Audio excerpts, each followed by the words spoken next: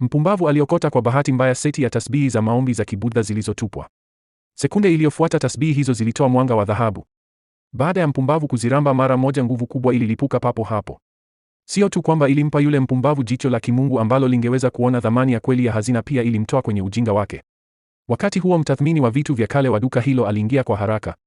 Kijana huyo alifikiri siri ya tasbihi hizi haipaswi kufichuliwa na akaamua kuendelea kujifanya mjinga kwa muda mrefu kidogo.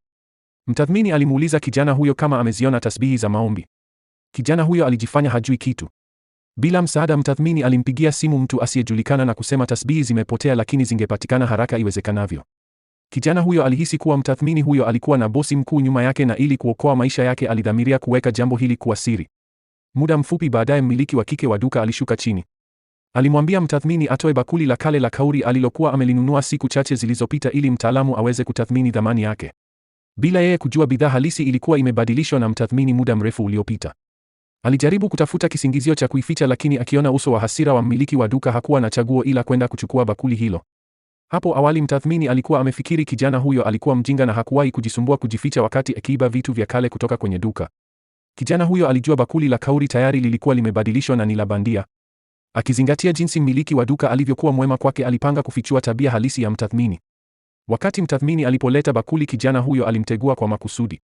Bakuli la kauri lilivunjika vipande vipande mara moja. Wakati huo mtaalamu aliwasili, na akiona tukio hili alifikiri ni jambo la kusikitisha kwa kitu cha kale chenye thamani kama hicho kuvunjwa. Kijana huyo alichukua vipande hivyo akaviweka kwenye maji, kisha akanywa funda kubwa na kusema, sukari hii ni tamu sana. Mtaalamu huyo mwanzoni alifikiri kijana huyo alikuwa akiongea upuuzi. Alipoona rangi ya kung'aa kwenye vipande hivyo imetoweka kabisa, aligundua mara moja kuwa bakuli la kauri lilikuwa la bandia. Mmiliki wa duka pia alikuwepo wakati bidhaa hiyo ilipopokelewa, na alikataa kuamini kuwa bakuli hilo linaweza kuwa la bandia. Kijana huyo alitangaza kuwa mtathmini alikuwa amebadilisha bidhaa halisi na kuweka ya bandia. Kwa kuogopa kufichuliwa, mtathmini alimwambia mara moja anyamaze. Mmiliki wa duka alianza kushuku jambo fulani na akataka kujua bakuli la kauri la asili liko wapi. Mtathmini alikataa kukiri kwamba alikuwa amebadilisha kitu hicho cha kale. Bila kutarajia, kijana huyo alifichua mahali ambapo mtathmini alikuwa amehifadhi vitu vyote vya kale vya duka hilo. Vitu vya kale vilivyokuwa hapo vyote vilikuwa vimebadilishwa kwa siri na yule mtathmini. Mtathmini alikusudia kumpa kijana huyo somo, lakini kwa mshangao wake yeye ndiye aliyekamatwa na polisi. Sasa kwa kuwa duka lilikuwa halina mtathmini, mmiliki wa duka alikuwa na wasiwasi kwamba hataweza kushiriki katika mnada wa hisani siku 3 baadaye. Mtaalamu alitambua uwezo wa kijana huyo na akatoa bangili ili aifanyie tathmini. Kijana huyo aliivunja bangili hiyo mara moja na kupiga kelele kwamba ilikuwa ya bandia na haivutii.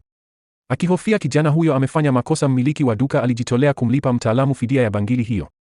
Kwa kweli mtaalamu alikuwa amejua bangili hiyo ilikuwa ya bandia tangu mwanzo. Ili kuzidi kupima ujuzi wa kijana huyo, mmiliki wa duka alitoa pende ya johari ya thamani. Kijana huyo aliitupa tena pende hiyo chini akidai haina thamani yoyote. Wakati huo wote wawili walithibitisha uwezo mkubwa wa kijana huyo wa kufanya tathmini ya vitu vya kale. Siku 3 baadaye, mmiliki wa duka alimleta kijana huyo kwenye mnada wa hisani.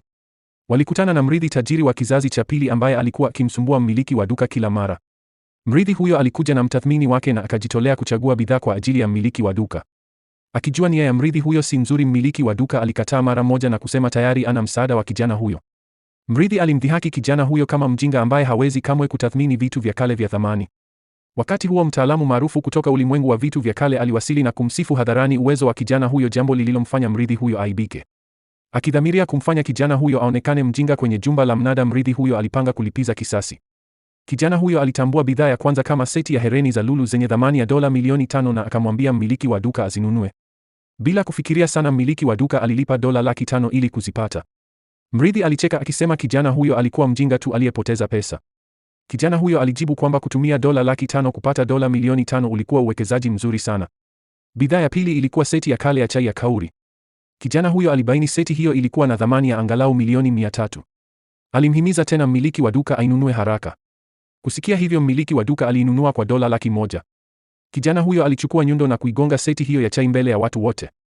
Kuona hivyo, kila mtu alihisi kuwa seti hiyo ilificha hazina fulani ndani yake. Mtathmini wa yule mrithi alifikiri kijana huyo anafanya maigizo na akaweka dau kuwa ikiwa kijana huyo angetoa hazina angepiga magoti na kumuita kijana huyo babu yangu.